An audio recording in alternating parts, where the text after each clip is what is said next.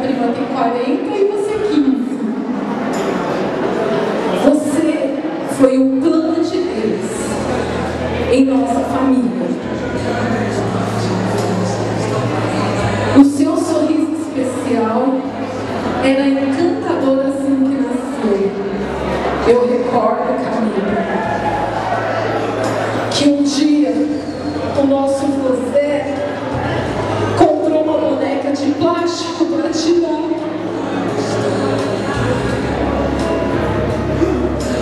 E ele, aquele homem grandão, embrulhando para você numa caixinha verde de plástico.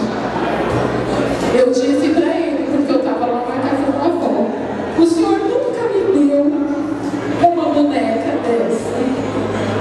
E ele olhou para mim com um sorriso que jamais esquecerei.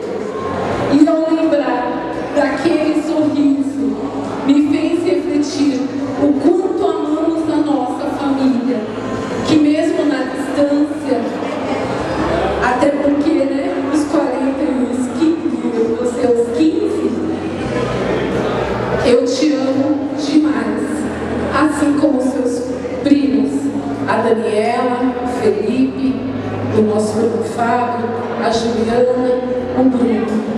Nós estaremos ligados com aquele sorriso do nosso avô, porque ele se faz presente aqui hoje, né? É o sorriso do nosso avô, e pelo amor infinito